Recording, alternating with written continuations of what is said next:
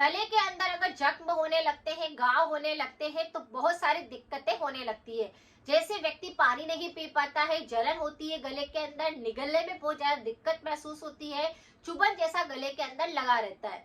अगर किसी भी व्यक्ति को इस प्रकार से गले में जख्म बन रहे हैं, घाव हो गए हैं, आपने डॉक्टरी परामर्श ले लिया है और अगर आपको इस प्रकार का इन्फेक्शन हो रहा है तो हमारे वीडियो को आप जरूर देखें। इसके अंदर जो रेमेडी है उसे आप करिए, आपको इंस्टेंट आराम मिलेगा। अगर किसी भी व्यक्ति को गले में जख्म या घाव हो रहे हैं तो इस पर मेरे और भी वीडियो है, उनकी रेमेडी भी 100% इफेक्टिव है। आप चाहे तो उसकी रेमेडी भी कर सकते हैं। अगर किसी व्यक्ति को थ्रोट इन्फेक्शन बहुत ज्यादा होते हैं तो यहाँ पर मैं प्ले लिस्ट को कमेंट बॉक्स में पिन कर दूंगी, ताकि आप सारी रेमेडी को देख सकते हैं, लोगों के साथ शेयर करें ताकि किसी और की मदद हो सके। किसी भी व्यक्ति को गले के अंदर जख्म हो रहे हैं, घाव हो गए, तो बहुत सारे कारण होते हैं। जैसे अगर किसी व्यक्ति के थ्रोट एसिडिटी बहुत होती है, एसिड रिफ्लक्स बहुत ज्यादा होता है, तो खाना ऊपर की तरफ आता है और फिर मुंह के अंदर वो बैक्टीरिया आ जाने के कारण आपकी छाले बनने लगते हैं और वही छाले फिर घाव का रूप ले लेते हैं। इस प्रकार से पूरी भोजन नली के अंदर ही इन्फेक्शन हो सकता है,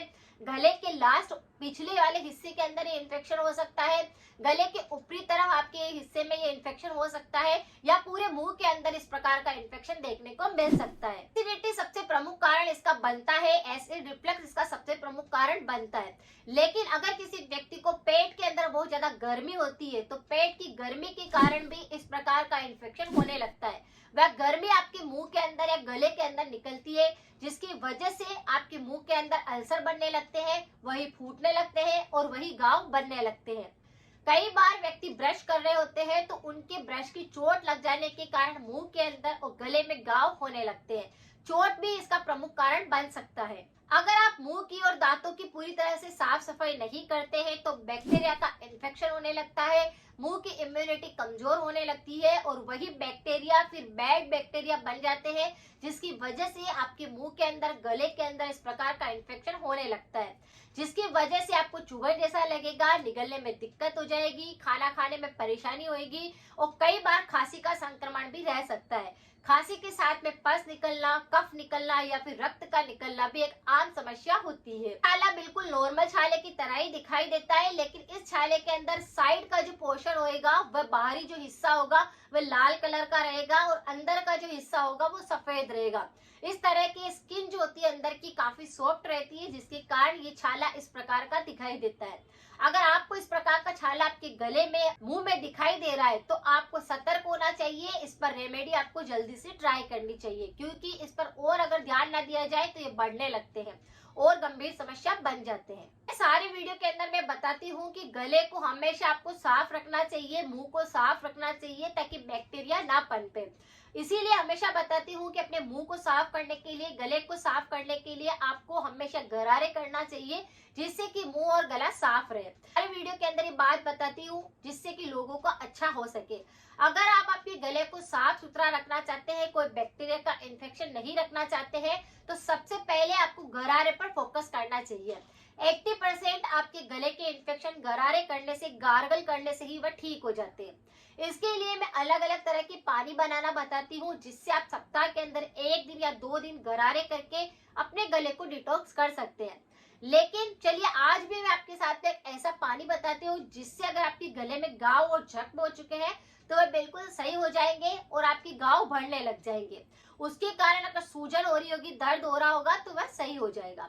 आपको 1 गिलास पानी गर्म करने के लिए रखना है, उसके अंदर आपको हल्दी पाउडर डाल देना है और सेंधा नमक ऐड कर देना है। बहुत सारे लोग पूछते हैं कि सेंधा नमक नहीं है तो क्या हम नॉर्मल नमक यूज कर सकते हैं, काला नमक यूज कर सकते हैं। देखिए, उपाय के तौर पर आपको जिस रेमेडी को बताया जाता है उसी को अगर आप अप्लाई करते हैं तो वह ज्यादा फायदा करता है। लेकिन अगर आपको कोई सी चीज नहीं मिल रही है, आपके पास नहीं है, आप उसे छोड़ना चाहते हैं, तो फिर इफेक्ट भी आपको जल्दी नहीं मिलता है। इस बात का ध्यान रखिए। तो सेंधा नमक और हल्दी क्या करती है, आपके सूजन को खत्म करती है, दर्द को खत्म करती है, क्रिया को खत्म करती है, क्योंकि एंटीसेप्टिक का काम करेगी और नमक जो होगा वो सूजन, दर्द को खींच लेगा। तो इस तरह से आपको क्या करना है, गरारे करने। अब आपको समस्या ज्यादा है तो आप इसे 4 से 5 बार गरारे कर सकते हैं। लेकिन समस्या जैसे हो ही रही है, 1-2 बार इस प्रकार का इन्फेक्शन है, तो 1 या 2 बार कर लीजिए। ये अपनी स्वेच्छा से आप कर सकते हैं। लेकिन गरारे करिए जिससे कि आपका गला साफ हो, बैक्टीरिया खत्म हो, जख्म ठीक हो और सूजन खत्म हो जाए। इस तरह से आपको करना है। अब अगर जख्म बहुत ज्यादा बढ़ चुके हैं तो आप ऐसी इंस्टेंट एक ऐसी रेमेडी आपको करनी है। गरारे कर लिए, उसके 15 से 20 मिनट आप रुक जाइए, थोड़ा रेस्ट कर लीजिए। फिर आपको क्या करना है, जो दाना मेथी होती है, फेंगुरिक सीड्स, जो मेथी दाना के रूप में हमारे रसोई के अंदर रखी होती है, हमको क्या करना है, उसका पाउडर बना लेना है और एयर टाइट डिब्बे के अंदर भर करके रख देना है। जब आपको गले के अंदर से जख्म, घाव, छाले, किसी भी प्रकार का इन्फेक्शन होता है तो आपको क्या करना है, आधा छोटा चम्मच दाना मेथी का पाउडर लेना है और उसके अंदर 2 चम्मच शहद ऐड करके थोड़ी सी देर उसे ऐसे ही छोड़ देना है। 15 से 20 मिनट तक आपको दाना मेथी पाउडर को शहद के अंदर भिगो करके रख देना है। अब क्या करना है, उसे धीरे धीरे करके आपको चाटना है।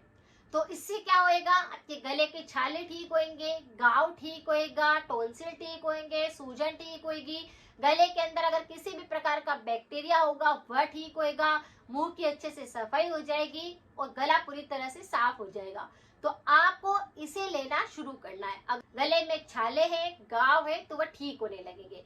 हालांकि ये पाउडर थोड़ा सा कड़वा लग सकता है, इसीलिए हमने यहाँ पर शहद को ऐड किया है।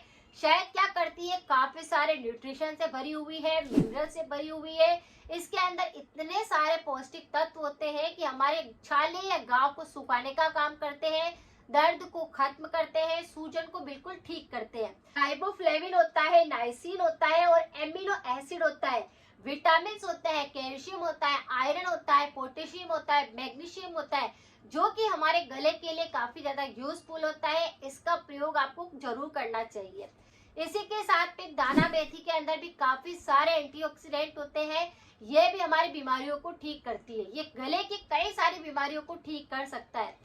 लेकिन अगर छाले, घाव हो रहे हैं तो आप इसका प्रयोग करिए। अंदर भी फोलिक एसिड होता है, विटामिन होते हैं, मैग्नीशियम होता है, प्रोटीन होता है, जो कि हमारे गले की सारी बीमारियों को ठीक करता है, वह भी नेचुरली। तो आपको क्या करना है, इसे अच्छे से चाट चाट कर खाना है। बस मिश्रण को बनाकर आपने 1 चम्मच भी खाना शुरू किया तो गले के अंदर जो खांसी के साथ में बलगम निकल रहा है या फिर रक्त निकल रहा है या फिर आपकी बहुत ज्यादा दिक्कत हो रही है तो वह बिल्कुल सही होने लगेगी, घाव पूरी तरह से साफ होने लगेंगे। नेचुरल रेमेडी को अप्लाई कीजिए और साथ में ही परहेज जरूर करें। परहेज क्या करने हैं, जब तक गले के अंदर इस प्रकार के इन्फेक्शन होते हैं, तला हुआ बिल्कुल नहीं खाना है, खट्टी चीजों में अचार का सेवन बिल्कुल नहीं करना है, कोल्ड ड्रिंक बिल्कुल नहीं पीनी है और इस तरह से पैकेट वाले आइटम आपको नहीं खाने हैं। अगर आपने थोड़ा सा ध्यान रखा तो आपके गले की सारी बीमारी बिल्कुल सही हो जाएगी। 100% इफेक्टिव रेमेडी है, तो आप इसे कर सकते हैं, ये कोई नुकसान नहीं करती है। तो परहेज के साथ में रेमेडी को जरूर करें और लोगों के साथ शेयर करें। कमेंट में अपना फीडबैक जरूर लिखा कीजिए कि आपको कितना फायदा हुआ, कब फायदा हुआ और आपने और किस पर वीडियो चाहिए मुझे जरूर बताएं, जिससे कि मेरा हौसला बढ़ सके। मैं आपके लिए मेहनत करती हूँ, अच्छी अच्छी वीडियो लेकर आती हूँ, आप सबका सपोर्ट मुझे जरूर चाहिए ताकि हमारा एक बड़ा परिवार बन सके और ये अच्छे से सारी रेमेडी लोगों के काम आ सके, लोगों की मदद हो सके। अगर जानकारी थोड़ी सी भी यूजफुल लगी है तो लाइक करना बिल्कुल ना भूलें। मिलते हैं फिर नेक्स्ट जानकारी के साथ में। Thank you so much.